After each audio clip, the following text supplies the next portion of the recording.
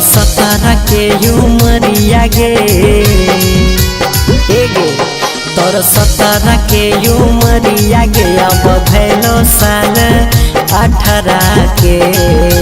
हाँ कैसे बनबो तोर भतारा गे लागो बड़ी खतरा गे कैसे बनबो तोर भतारा गे लागो बड़ी खतरा गे।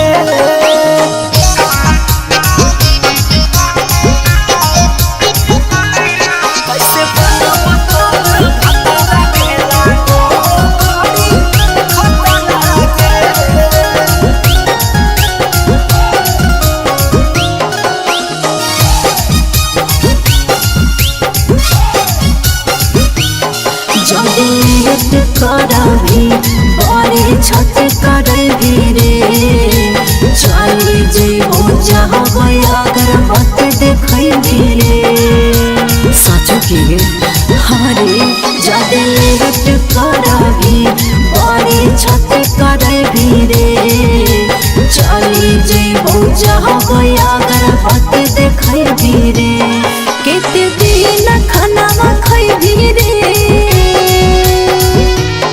कितने दिन खाना खैबे तई मम्मी के पकड़े आचारा रे तोर बना तो रोजे जतारा रे बनी जो हमर भतारा रे कैसे बनब तोर भतारा गे लागो बड़ी खतरा गे।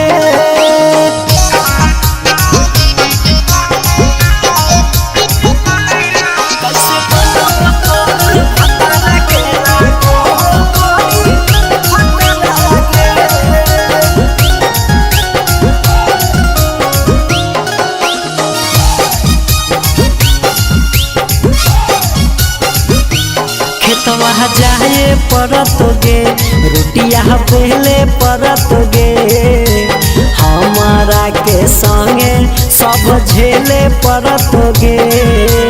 आई डोंट केयर रे खेतवा जाए परत गे रोटिया पहले परत गे हमारा के संगे सब झेले परत गे नहीं सुनबो हम गरिया गे बोला गे नहीं सुनबो हम गरिया गे ने खटुआनी खतरा गे।